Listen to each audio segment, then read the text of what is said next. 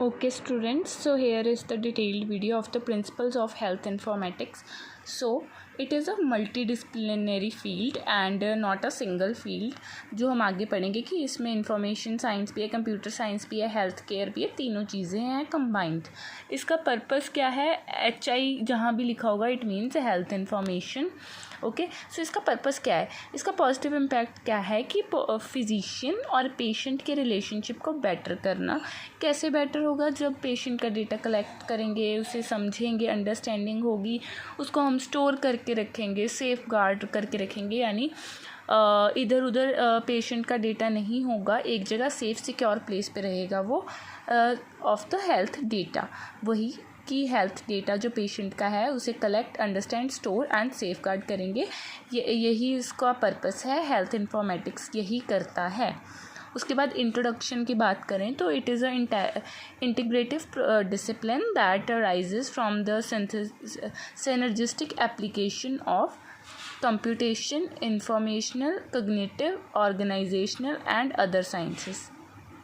तो ये एक डेफिनेशन आप इसकी लिख सकते हो कि एक इंटीग्रेटिव डिसिप्लिन है जिसके बीच में सिनर्जिस्टिक एप्लीकेशन किस किस चीज़ की है, यानी collection of which of the things, that is the computation, informational, cognitive, organisational and other sciences whose primary focus is of the acquisition, storage and use of information in health and biomedical domain. Health भी लिख सकते हो, biomedical domain भी लिख सकते हो, और करके भी लिख सकते हो. तो ये पूरी एक डेफिनेशन है जो मैंने एक flow chart and mix and match की फॉर्म में लिखी है. तो आप इसे डायरेक्ट लाइन टू लाइन भी लिख सकते हो कि it is integrative discipline that arises from the synergistic application of the computation, informational, cognitive, organizational and other sciences where primary focus is of acquisition, storage, use of information in health and biomedical domain. अगर आपको video slow लग रही है तो आप video 2x पे देख सकते हो. It is just a one shot but in a detailed version. इससे भी छोटा वन शॉट हमने अपलोड किया हुआ है, शॉर्ट भी अपलोड किया है, वो आप चैनल पे जाके देख सकते हो. सो डेवलपमेंट और असेसमेंट किस चीज़ की, मेथड्स की, सिस्टम्स की, किसके लिए? एक्विजिशन के लिए, प्रोसेसिंग के लिए, इंटरप्रिटेशन के लिए. किस चीज़ की इंटरप्रिटेशन करनी है, किस चीज़ को प्रोसेस करना है, मॉडिफाई करना है, एक्विजिशन करना है आपको पेशेंट डेटा को with the help of knowledge from scientific research. ये भी इसी का ही मीनिंग है हेल्थ इन्फॉर्मेटिक्स का कि ये क्या है? असेसमेंट है, डेवलपमेंट ऑफ असेसमेंट है. किस चीज़ की? डिफरेंट मेथड्स की, सिस्टम्स की. किस चीज़ के मेथड्स? पेशेंट डेटा को की एक्विजिशन के लिए, प्रोसेसिंग के लिए, इंटरप्रिटेशन के लिए. इन चीज़ों के ये जो क्लाउड में लिखे हैं, एक्विजिशन, प्रोसेसिंग, इंटरप्रिटेशन, इनके मेथड्स या सिस्टम्स की असेसमेंट के लिए. लेकिन हम कर किस चीज़ को रहे हैं assess? Basically that is the patient data. Patient data के रिलेटेड. और ये अब होगा कैसे असेस? नॉलेज के थ्रू. सो नॉलेज की हेल्प से, साइंटिफिक रिसर्च की हेल्प से जब हम पेशेंट के डेटा को स्टोर करके रख रहे हैं, कलेक्ट कर रहे हैं, उसे इंटरप्रेट कर रहे हैं डिफरेंट मेथड्स की हेल्प से, तो उसे ही हम कहेंगे हेल्थ इन्फॉर्मेटिक्स, जब हम उसे स्टोर कर पा रहे हैं उन चीज़ों को. Okay, so next we will study the next topic that is. So next topic है हमारा जो है एलिमेंट्स. किस चीज़ के एलिमेंट्स? वही हेल्थ इन्फॉर्मेशन के एलिमेंट्स. ओके, इसमें क्या आएगा? पहले तो हमें ये जानना ज़रूरी है कि ये एक हेल्थ इन्फॉर्मेशन जो है कंबाइंड पावर है. दोनों चीज़ें आएंगी इसमें, डाटा भी एंड कंप्यूटर साइंस भी. Okay, and it is the इसके एलिमेंट्स में आएगा way health care professionals think about patient. Patient के बारे में हेल्थ केयर प्रोफेशनल्स जैसे कि फिजिशियन है, नर्स है, वो कैसे सोचती है, क्या सोचती है, किसके क्या, वो क्या सोचेंगे. देखो, हमें भी पता है कि पेशेंट के क्या डायग्नोसिस हो सकते हैं, इसके साइंस क्या हैं, सिम्टम्स क्या हैं. सिम्टम्स क्या होता है? सब्जेक्टिव डाटा जो पेशेंट बताता है. ऑब्जेक्टिव मीन्स जो हम इंटरप्रेट करते हैं, फिजिशियन इंटरप्रेट करता है यानी कि. ओके, सो वो पेशेंट के बारे में क्या सोचते हैं ये आएगा इसमें. Making, evaluating, diagnosis and defining, selecting, evolving treatments. Treatment के बारे में ट्रीटमेंट ढूंढते हैं कि क्या ट्रीटमेंट होगा, प्लान करते हैं, पहले उसे इवेल्युएट करते हैं, इम्प्लीमेंट करते हैं उन चीज़ों को जो हमने जैसे कि नर्सिंग प्रोसेस NF में पढ़ा है ना, कि ट्रीटमेंट के बारे में वो आएगा। उसके बाद creating, storing, applying medical knowledge, अपनी मेडिकल नॉलेज को अप्लाई करके वो एक डायग्नोस बनाते हैं पेशेंट का कि ये पेशेंट को ये हो सकता है, ये हेल्थ कंडीशन हो सकती है, उसे क्रिएट करेंगे, शेयर करेंगे। कैसे? हेल्थ इन्फॉर्मेटिक्स की हेल्प से एक हेल्थ प्रोफेशनल दूसरे हेल्थ प्रोफेशनल से कम्युनिकेट करेगा कि जैसे कि फॉर एग्जांपल एक पेशेंट है, उसको अलग अलग स्पेशलिस्ट्स की ज़रूरत होती है। जैसे कि कोई पेशेंट है जिसको एब्सेस है यानी पस फॉर्मेशन है, तो उसे अगर वो स्वेयर है तो उसमें एक सर्जन की भी ज़रूरत पड़ेगी उसका पर्सपेक्टिव लेने के लिए कि ये आपको एब्सेस है, ये पेशेंट के लिए कितना हार्मफुल है कितना नहीं। और जो सिंपल फिजिशियन होगा वो भी देखेगा। तो साथ ही में दूसरे फिजिशियन की क्या ज़रूरत पड़ेगी? जो मेडिसिन वाला जनरल फिजिशियन है वो बता रहा है, जो जिसके साथ ऑलरेडी पेशेंट का ट्रीटमेंट चल रहा था। तो यहाँ 2 फिजिशियंस की ज़रूरत पड़ी तो उन्हें आपस में कम्युनिकेट करना पड़ेगा। तो वो हेल्थ इन्फॉर्मेटिक्स की हेल्प से भी कम्युनिकेट कर सकते हैं। एक वार्ड से दूसरे वार्ड में भी हम इन्फॉर्मेशन ट्रांसफ़र कर सकते हैं। जैसे कि कोई पेशेंट है जिसकी कंडीशन एकदम से सीरियस हो गई है तो उसे ICU में शिफ्ट करना पड़ रहा है, तो वहाँ पर भी कम्युनिकेशन की ज़रूरत है जो हेल्थ इन्फॉर्मेटिक्स से ईजी है। और एरर्स जिसकी वजह से कम हो जाएंगे क्योंकि डायरेक्टली डाटा ट्रांसफ़र हो जाएगा। Also one hospital to another hospital अगर रेफ़र कर रहे हैं पेशेंट को तो भी ये यूटिलाइज़ कर सकते हैं हम इस चीज़ को। Next element is organising and running health care systems. Health care systems को ईजिली रन करने के लिए पेशेंट का डेटा मल्टीपल साइट से हम एक जगह पे कलेक्ट करके एक जगह पे शो कर सकते हैं। तो एक ही जगह पे इकट्ठे कंबाइन होके आ गया पेशेंट का डाटा, तो इसलिए हेल्थ केयर सिस्टम्स में ऐसे यूज़ कर सकते हैं, हम ऑर्गेनाइज करके रख सकते हैं पेशेंट के डेटा को। ओके, तो मेन पॉइंट्स यही 4 याद रखने हैं कि पेशेंट के बारे में व्हाट द फिजिशियन थिंक्स, उसके ट्रीटमेंट के लिए, उसके डायग्नोसिस के लिए, and communication between the 2 health professionals, 2 और more health professionals, and running of health care systems. ठीक है, ये हुए एलिमेंट्स। उसके बाद है 4 major research areas. Research areas कौन कौन से आएंगे इसमें हेल्थ इन्फॉर्मेटिक्स में? पहला है मेडिकल या फिर बायो इन्फॉर्मेटिक्स, दूसरा है nursing informatics, third public health, fourth applied informatics. तो मेडिकल बायो इन्फॉर्मेटिक्स की बात करें तो it includes physician as well as research based, इसमें रिसर्च भी आएगी एंड फिजिशियन जो सोच रहा है वो भी आएगा, फिजिशियन क्या प्लान कर रहा है। उसके बाद नर्सिंग में आएगा क्लिनिकल एंड रिसर्च बेस्ड, फिर आएगा पब्लिक वाले में आएगा public health surveillance. Public health यहाँ भी लिखा है, यहीं से आप याद कर सकते हो कि पब्लिक हेल्थ सर्विलेंस, एंड साथ में बायोडेटा। Okay, bio based. उसके बाद अप्लाइड इन्फॉर्मेटिक्स में आएगा policy, process and technological solutions. ये सॉल्यूशंस है, टेक्नोलॉजिकल सॉल्यूशंस क्या हो सकते हैं, पॉलिसी क्या होगी, प्रोसेस क्या है, वो सब कुछ इसमें आ जाएगा। उसके बाद नेक्स्ट बात करें हम हेल्थ इन्फॉर्मेटिक्स प्रोफेशनल रिस्पॉन्सिबिलिटीज़ कि क्या रिस्पॉन्सिबिलिटीज़ हैं एक हेल्थ प्रोफेशनल की for in health informatics. Design करना, डेवलप करना, किसको? इंफॉर्मेशन को, ऑफ इंफॉर्मेशन सिस्टम को डेवलप करना, डिज़ाइन करना जो क्या करता हो, जो नीड्स को, रिक्वायरमेंट्स को फुलफ़िल करे। किसकी? फिजिशियन की, यूज़र की, मैनेजमेंट की, स्टेक होल्डर्स की। इन तीनों की कंडीशंस को, रिक्वायरमेंट्स को, नीड्स को फुलफ़िल करने वाला इंफॉर्मेशन सिस्टम डेवलप करना और डिज़ाइन करना भी एक रिस्पॉन्सिबिलिटी है हेल्थ इन्फॉर्मेटिक प्रोफेशनल की। ठीक है, सेकेंड रिस्पॉन्सिबिलिटी क्या आ जाएगी? Develop of systems allowing real time communication, diagnosis, consultation. Consult कौन करेगा? कंसल्टेंट करेगा ना, किसको? पेशेंट को। Using video, audio and web based technology. तो क्या काम है, क्या रिस्पॉन्सिबिलिटी है कि डेवलप करना है ऐसा सिस्टम जो कि रियल टाइम कम्युनिकेशन, जिसकी हेल्प से कम्युनिकेशन हो सके between the health professionals, diagnosis patient का क्लियर हो सके, कंसल्टेशन, पेशेंट को कंसल्टेशन मिल सके। जैसे कि अब हेल्थ इन्फॉर्मेटिक्स में क्या होता है कि अब डेटा है पेशेंट का, हमने कहा कि वो एक जगह पे पड़ा है, हमने अपलोड कर दिया है, तो उसे पेशेंट भी तो देख सकता है ना उस डेटा को जो हमने अपलोड कर दिया है। तो पेशेंट को भी तो कंसल्टेशन उससे मिल ही सकती है, हम उसे कंसल्ट पेशेंट को कर ही सकते हैं। या फिर एक सिटी में फॉर एग्जांपल कोई पेशेंट है, दूसरी सिटी में उसका डॉक्टर है, तो वो आपस में ऑनलाइन कंसल्टेशन भी तो कर सकते हैं। तो ये सब है इसमें। ठीक है, यूजिंग, वही हमने लिखा कि वीडियो के थ्रू, ऑडियो के थ्रू, वेब बेस्ड टेक्नोलॉजी के थ्रू। ठीक है।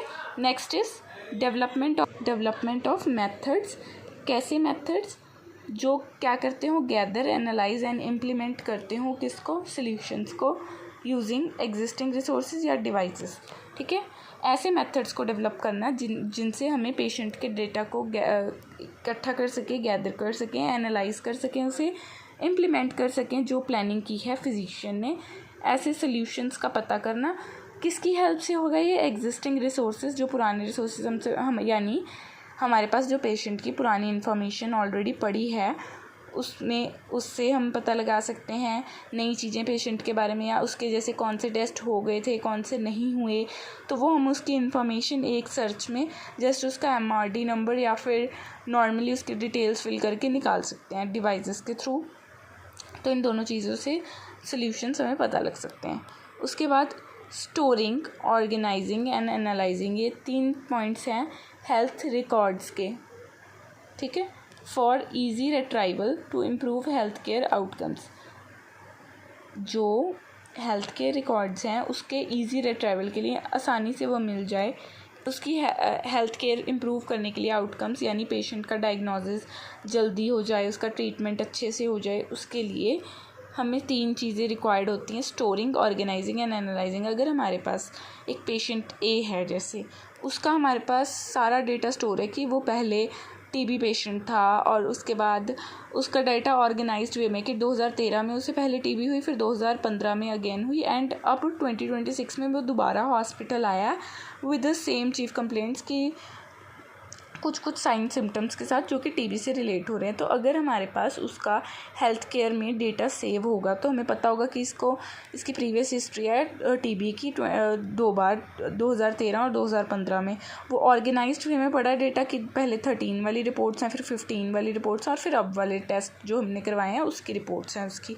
तो उस सबको एनालाइज करके उतनी ही जल्दी हमारे पास ट्रीटमेंट आएगा, ट्रीटमेंट का प्लान आएगा कि अब इसको मोस्ट प्रोबेबली इन टेस्ट से यही पता लग रहा है कि दोबारा से अकरेंस हो गई है TB की, तो दोबारा से हम उसका ट्रीटमेंट उतनी आसान हो जाएगा करना, क्योंकि ऑलरेडी हमें उसकी प्रीवियस हिस्ट्री डिटेल में पता होगी कि क्या हुआ था, उसके टेस्ट की रिज़ल्ट्स अब वाली भी पता है हमें, तो उनको हम देख के डायग्नोसिस करना आसान हो जाएगा।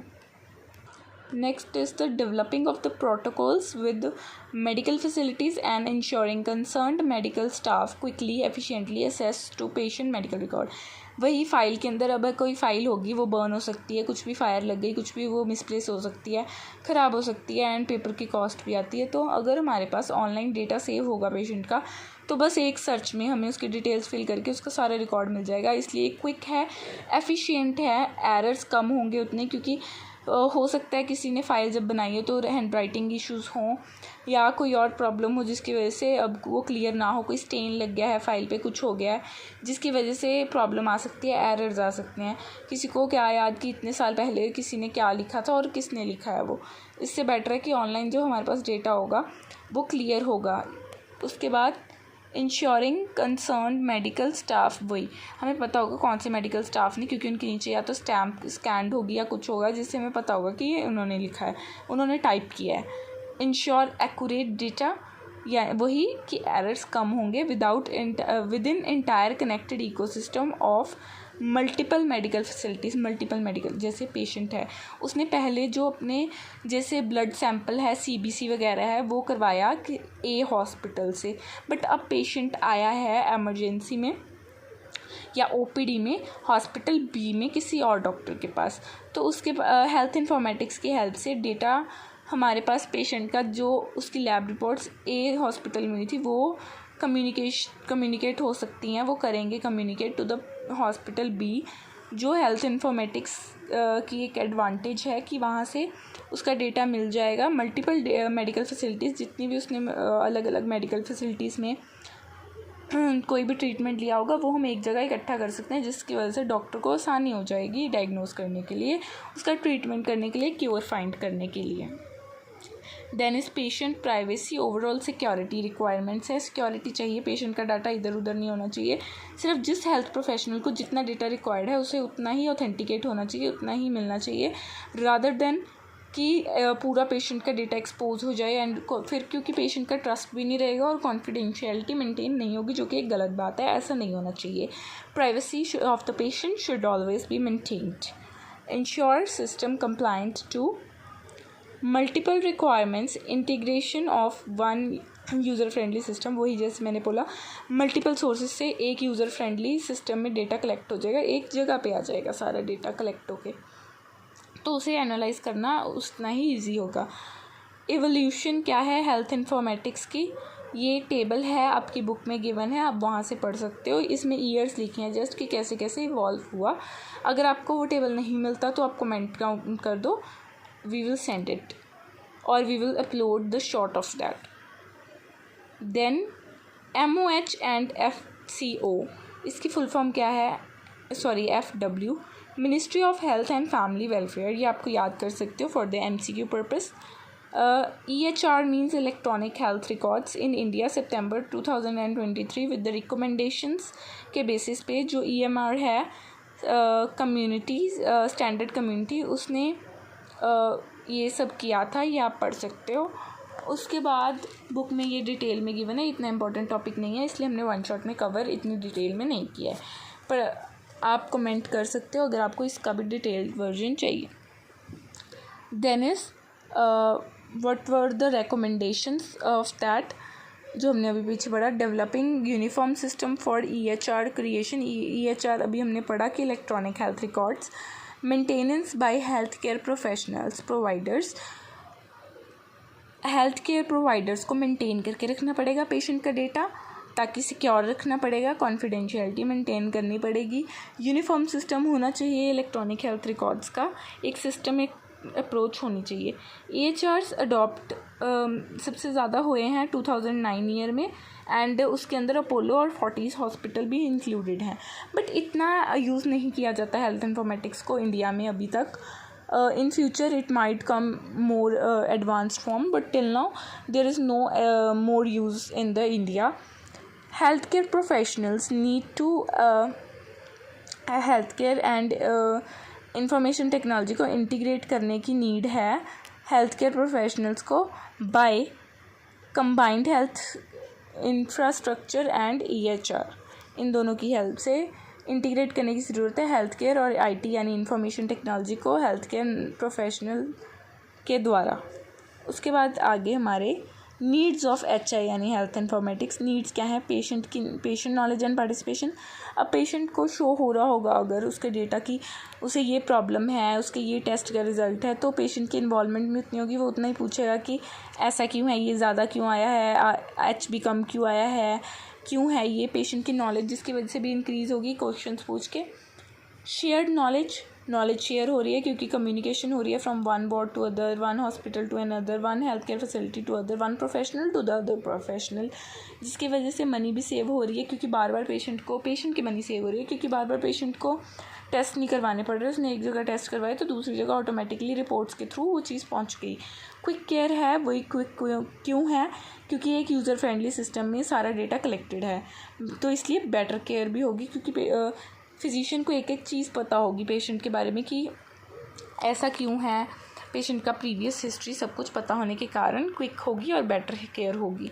क्योंकि कई बार ज़रूरी नहीं है हर बार पेशेंट आपको सारी हिस्ट्री ना बताए, क्योंकि देखो अगर आप किसी को एक फॉर एग्जांपल आप मूवी देख के आए हो, आप उसकी स्टोरी किसी को बता रहे हो, तो आप हर टाइम थोड़ा थोड़ा उसे शॉर्ट करते जाओगे, आप हर बार तो उतने एक्सप्लेनेटरी वे में नहीं बताओगे, तो पेशेंट भी ऐसे ही हर बार हिस्ट्री एक्सप्लेन्ड वे में नहीं बताएगा। तो ऑलरेडी पुरानी हिस्ट्री पढ़ी होगी एक्सप्लेन्ड वे में, तो उसमें मॉडिफिकेशंस हाँ ज़रूर होंगी, एडिशंस करेंगे हम साथ साथ कि वो हिस्ट्री अगर थी कुछ लास्ट मंथ की, तो न्यू एडिशंस जैसे उसके बाद पेशेंट को क्या वो ज़रूर हम लेंगे और ऐड करेंगे इन दैट डेटा। तो इंक्रीज्ड कोऑर्डिनेशन, कम्युनिकेशन, जो हम अभी तक पढ़ रहे हैं कि कम्युनिकेशन होगी हेल्थ प्रोफेशनल्स के बीच में, इंक्रीज्ड इन सेविंग, टाइम भी सेव होगा, बार बार प्रोसीजर्स रिपीट नहीं करने पड़ेंगे क्योंकि वहाँ ऑलरेडी डेटा हमारे पास होगा, मनी सेव होगी जिसकी वजह से पेजेस सेव होंगे क्योंकि ऑनलाइन है डेटा, टाइम और मनी दोनों सेव होंगे मतलब। उसके बाद बेटर ओवरऑल आउटकम्स, एक्यूरेसी ज़्यादा से ज़्यादा होगी, ऑनलाइन है इसकी वजह से एरर्स कम होंगे। उसके बाद पेशेंट ओवरऑल आउटकम्स, एफिशिएंसी होगी, एरर कम होंगी, एक्यूरेसी होगी, कोऑर्डिनेशन होगी between the health professionals and decision making अच्छी हो जाएगी क्योंकि हमारे पास सारी डिटेल्स हैं एग्जैक्ट जो जो हमें रिक्वायर्ड हैं और वो भी ऑलरेडी हैं हमारे पास, हमें बार बार अलग अलग तरह से उसे कलेक्ट करने की ज़रूरत भी नहीं पड़ रही है। फिर आते हैं objectives of HI, study general principles, किस चीज़ के? So in the general principles क्या है? Processing the data of the patient, knowledge, information, medicine and health care, ये हैं objectives. Medical and health care improve करने के लिए जनरल प्रिंसिपल्स हम पढ़ रहे हैं। Study general okay, so to study the general principles, ये ऑब्जेक्टिव है एक। एंड पेशेंट का डाटा प्रोसेस करना, मॉडिफाई करना, उसे कलेक्ट करके एनालाइज करना, नॉलेज होनी चाहिए जिसके लिए इंफॉर्मेशन हमारे पास आ जाती है। तो ये सारे ऑब्जेक्टिव्स हैं मेनली। ऑब्जेक्टिव्स मतलब क्या फ़ायदा है हेल्थ इन्फॉर्मेटिक्स का? इंफॉर्मेशन आ जाती है, नॉलेज बढ़ती है, मेडिसिन हेल्थ केयर में हेल्प करता है, जनरल प्रिंसिपल्स को ढूंढने में हेल्प करता है, स्टडी करने में हेल्प करता है, डाटा प्रोसेस करने के लिए हेल्प करता है पेशेंट का। अब ये जो SRAK है स्ट्रैक, ये मेरी शॉर्ट फॉर्म है, ये प्रोफेशनल एब्रीवेशन नहीं है, तो आप ऐसा ये सिर्फ याद करने के लिए ये मत लिखना पेपर में। प्रोवाइड डेटा एंड इन्फॉर्मेशन, ये भी ऑब्जेक्टिव्स ही चल रहे हैं। Provide data and information and storage, retrieval, acquisition, knowledge, ये सब होना चाहिए, मिलना चाहिए, मिलता है हेल्थ इन्फॉर्मेटिक्स में हमें, ठीक है। Provide efficient method of communicating, sharing, applying clinical evidence, वही जो हमने पढ़ा अभी तक कि कम्युनिकेशन में हेल्प करता है, डेटा को स्टोर करके रखता है, रिट्राइव कर सकते हैं हम डाटा को कभी भी कितने मर्जी ईयर्स के बाद एक्वायर कर सकते हैं डेटा को, नॉलेज है मिलती है हमें, ठीक है, डेटा मिलता है, इन्फॉर्मेशन मिलती है। Provide efficient method communication, minimize the resource use during organization process, securing maximum benefit, तो इसके बेनिफिट ज़्यादा हैं क्योंकि रिसोर्स यूज़ मिनिमम है। Save time while providing care, क्योंकि हमारे पास डिटेल्स आ जाएंगी तो हमें बार बार टेस्ट करवाने की ज़रूरत नहीं पड़ेगी। Develop tools and methods for objective above objectives, ऊपर जितने भी हमने अभी तक ऑब्जेक्टिव्स पढ़े उनके लिए टूल्स और मेथड्स का डेवलपमेंट होता है। डायग्राम है इसके बाद आपकी बुक में, पेशेंट सेंटर, इसका क्या मतलब है ये बुक में आप देख सकते हो। इसमें है कि सब कुछ पेशेंट के रिलेटेड हो रहा है। अभी तक हमने पढ़ा पेशेंट के डायग्नोसिस, पेशेंट की हिस्ट्री, पेशेंट का डेटा कलेक्शन, एनालिस उसी को कर रहे हैं हम, कम्युनिकेशन क्यों कर रहे हैं, पेशेंट की वजह से कर रहे हैं, तो ये सब पेशेंट सेंटर्ड है। तो पेशेंट को सेंटर में बनाया हुआ है उस डायग्राम में। एंड उसके बाद साइड्स पे ये सारी चीज़ें जो हमने अभी तक पढ़ी वो दिखाई हैं कि ये सब हम पेशेंट की वजह से ही कर रहे हैं, पेशेंट को ट्रीट करने के लिए ही कर रहे हैं। उसके बाद आ जाती हैं डायमेंशंस, इसके 3 डायमेंशन है, ये इंपॉर्टेंट टॉपिक है। HIM, HIT and ICT। Him hit heist ने हिट किया उसे, ऐसे याद कर सकते हो या अपनी कोई भी शॉर्ट फॉर्म बना सकते हो। ICT मतलब information and communication technology, MCQs में भी आ सकते हैं फुल फॉर्म्स, तो ये भी याद कर लेना। HIT मतलब हेल्थ इन्फॉर्मेशन सिस्टम, HIM मतलब हेल्थ इन्फॉर्मेशन मैनेजमेंट, ये तो सेम ही है, health information technology and management. And यहाँ इन्फॉर्मेशन एंड कम्युनिकेशन टेक्नोलॉजी जो हमने फर्स्ट पेज पे भी पढ़ा था। प्रिंसिपल्स इनके अलग अलग दिए हुए हैं, आपकी बुक में अवेलेबल हैं, वो आप देख सकते हो। प्रिंसिपल्स बेसिकली यही होंगे कि ये किस किस चीज़ के काम आते हैं, वो ऑलमोस्ट सिमिलर हैं जो हमने अभी तक पढ़ा। उसके बाद आता है हमारा बेनिफिट्स। बेनिफिट क्या है हेल्थ इन्फॉर्मेशन के? ईजीएस्ट एक्सेस टू डेटा को आसानी से हम डेटा फाइंड कर सकते हैं जस्ट एक सर्च करके, पेशेंट की डिटेल्स फिल करके, MRD नंबर फिल करके, क्योंकि पेशेंट का नेम सेम हो सकता है, फादर नेम सेम हो सकता है, तो MRD नंबर एक आइडेंटिफिकेशन मार्कर नंबर होता है जिसकी हम फिल करके डायरेक्ट पेशेंट का डेटा निकाल सकते हैं, रिट्राइव कर सकते हैं। क्विक असेसमेंट है, रिकमेंडेशंस हैं, ठीक है, क्विक असेसमेंट होती है क्योंकि हमारे पास डाटा है। बेटर डिसीजन मेकिंग हो जाती है क्योंकि हमारे पास ओवरऑल सारा कुछ ही पता है हमें पेशेंट के बारे में।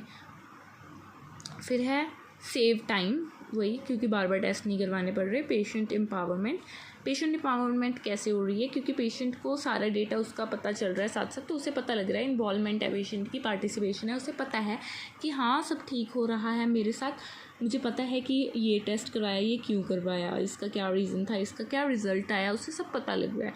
तो ये कुछ बेनिफिट्स हैं। क्या क्या बेनिफिट्स पढ़े हमने? कम्युनिकेट करने में हेल्प करता है। आप कुछ भी और ऐड कर सकते हो इनके साथ। ईजी एक्सेस टू डाटा है, क्विक असेसमेंट है, बेटर डिसीजन मेकिंग है, बेटर केयर है, क्वालिटी केयर है, save time, save money, patient empowerment, patient participation, कुछ भी। देन लिमिटेशंस क्या होंगी? देखो, वैसे तो कॉस्ट इफेक्टिव है कि हमारे पास डेटा एक बार आ गया, बार बार उसके बाद तो मॉडिफाई करना है, सेव ही करना है, लेकिन इसको इम्प्लीमेंट करने में बहुत कॉस्ट जाती है, तो कॉस्टली है स्टार्टिंग में जब कंप्यूटर्स को लाना है। ऑल्सो जैसे अब हेल्थ पर्सोनल्स हैं, हेल्थ पर्सोनल्स, उनको पहले सिखाना भी पड़ेगा, ट्रेन करना पड़ेगा कि इस सिस्टम को ऐसे यूज़ करना है, साइबर सिक्योरिटी कैसे रखनी है, स्ट्रॉन्ग पासवर्ड कैसे रखना है, उसको कैसे मेनटेन करके रखना है, की बनानी है पासवर्ड की ताकि डेटा इधर उधर ना हो जाए, हैक ना हो जाए, और कैसे डेटा को बचा के रखना है।